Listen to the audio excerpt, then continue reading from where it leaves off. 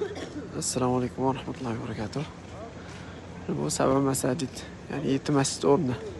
Bir nomi, yana bir nomi Handaq g'azoti bo'lgan joy. Handaq g'azoti shu chuqur qazilib Rasululloh sollallohu alayhi vasallam Madinaga mushriklar bostirib kelganda, mushriklar jamoa bo'lib kelishib olib bostirib kelganda Salmon Farisiy radhiyallohu anhu takliflari bilan Handaq, ya'ni chuqur qazilgan. Chuqur shu darajada chuqur qazilganki, u yerda uni ustidan bir otam sakrab o'tolmaydigan darajadagi chuqur qazilgan. Juda qiyinchilik, ochlik, bu yoqda suv yo'q ichishga chanqoq holatda ancha qiynalish bilan ishlashgan. Rasululloh sollallohu alayhi vasallam boshchiliklarida bo'lgan bu ish. Rasululloh sollallohu alayhi vasallam o'zlari qo'shilishib ishlaganlar barobar. Hech qanaqa bir tashab qo'yib, tepada o'tirib emasdi. Sahobalarga qo'shilib ishlaganlar. Sahobalar shu darajada Rasulullohga rahmlar kelib, "Ya Rasululloh, siz qo'ying, o'zimiz qilamiz" deyishgan, lekin shunda ham Rasululloh sollallohu alayhi vasallam tashab qo'ymaganlar.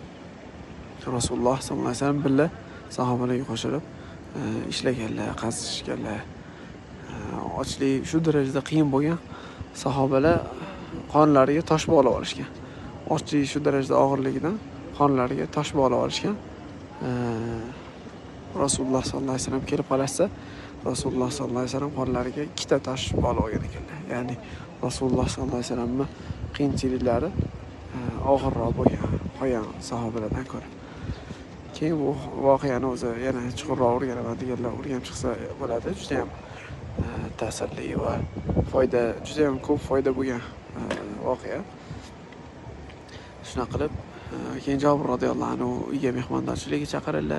2-3 kishini deb chaqirsalar, Rasululloh hammani Handaq ahlini yuringlar, Jabir mehmon qilar ekan deb chaqiraveradilar.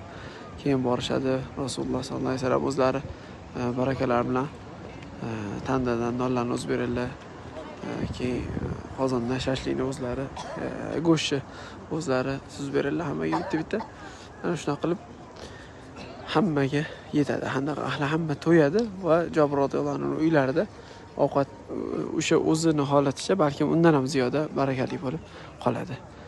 Xo'p, mana shunaqa kichkina masjidlardan, g'ishtli shunaqalardan 7 ta bor. Shuning uchun Sabah masajid 7 masjiddan nomlangan. Shunaqa masjiddan 7 ta bor.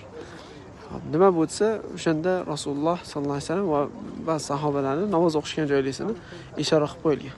Mana bu ko'rib turgan joylar Rasululloh sollallohu alayhi vasallam namoz o'qigan joylar. Rasululloh sollallohu alayhi vasallam o'sha kunda shu joyda namoz o'qiganlar. Xo'p, bunisi mana pastdagi Salmon Farisiy radhiyallohu anhu